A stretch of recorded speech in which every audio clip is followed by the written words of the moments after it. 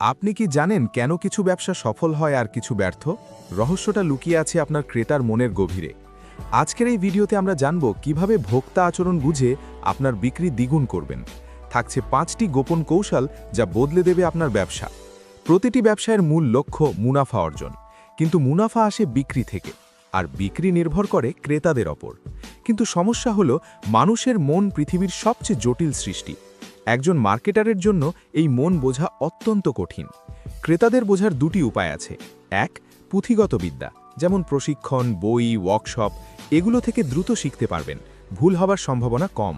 দুই, ব্যবহারিক অভিজ্ঞতা, যেমন কাজের মাধ্যমে শেখা, যেটা সময় সাপেক্ষ এবং ভুলের সম্ভাবনা বেশি। ক্রেতার ক্রয় সিদ্ধান্তে সবচেয়ে বড় প্রভাব ফেলে সংস্কৃতি। 3টি উদাহরণের মাধ্যমে আমরা আলোচনা করব। উদাহরণ 1, পোশাক শিল্প। বাংলাদেশের গ্রামাঞ্চলে বেশিরভাগ পুরুষ লুঙ্গি পরেন, এটা আমাদের সংস্কৃতি। কোনো কোম্পানি যদি গ্রামে শুধু ট্রাউজার বিক্রি করতে যায়, ব্যর্থ হবে, কিন্তু বিভিন্ন ডিজাইনের লুঙ্গি নিয়ে গেলে বিক্রি হবে।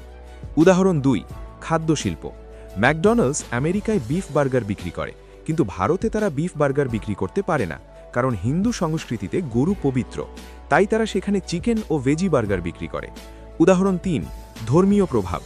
বাংলাদেশে রমজান মাসে খেজুর, ছোলা, মুড়ি, পেঁয়াজু এর চাহিদা হঠাৎ বেড়ে যায়, কারণ এটা আমাদের ইফতার সংস্কৃতির অংশ।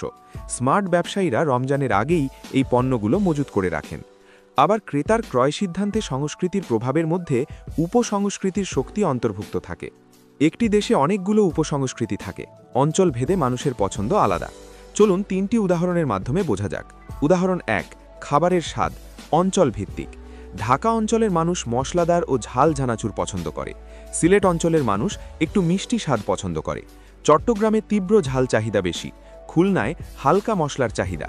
যদি আপনি সব অঞ্চলে একই চানাচুর বিক্রি করেন, অর্ধেক বাজার হারাবেন, কিন্তু প্রতিটি অঞ্চলের জন্য আলাদা ভ্যারাইটি বানালে বিক্রি দ্বিগুণ। উদাহরণ 2, বয়স ভিত্তিক উপসংস্কৃতি। মোবাইল ফোনের বাজার দেখুন। তরুণরা, যাদের বয়স 18 থেকে 25, camera, gaming, social media feature চায়। মধ্যবয়সীরা, যাদের বয়স 30 থেকে 45, ব্যাটারি লাইফ, ডিউরেবিলিটি গুরুত্বপূর্ণ। বৃদ্ধরা, যাদের বয়স 50+, সহজ ব্যবহার, বড় বাটন, লম্বা ব্যাটারি চান।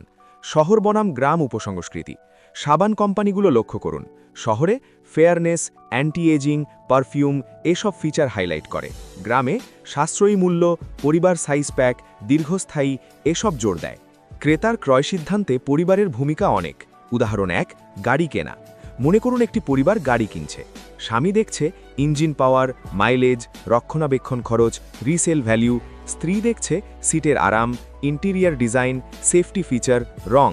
সন্তান চাইছে sunroof, touchscreen, sporty look, Bluetooth. Smart salesman 3 জনের সাথেই আলাদাভাবে কথা বলে, সবাইকে সন্তুষ্ট করে। উদাহরণ 2, বাচ্চাদের খাবার। বিস্কুট কেনার সময় বাচ্চা দেখে প্যাকেটের উপর কার্টুন ছবি, ফ্রি টয়, মজার আকার। মা দেখে পুষ্টিগুণ, এক্সপায়ারি ডেট, কোনো ক্ষতিকর উপাদান আছে কিনা। বাবা দেখে দাম ও পরিমাণ। সফল ব্র্যান্ডগুলো প্যাকেটে কার্টুন রাখে, বাচ্চার জন্য, পুষ্টি তথ্য লেখে, মায়ের জন্য, এবং ভ্যালিউ প্যাক অফার করে, বাবার জন্য। উদাহরণ 3, ফ্ল্যাট কেনা। নতুন ফ্ল্যাট কেনার সিদ্ধান্তে স্বামী দেখছে অফিস থেকে দূরত্ব, পার্কিং, নিরাপত্তা, দাম কত।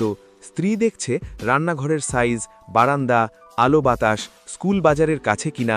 বৃদ্ধ বাবা মা দেখছে লিফট আছে কিনা, হাসপাতাল কাছে আছে কিনা।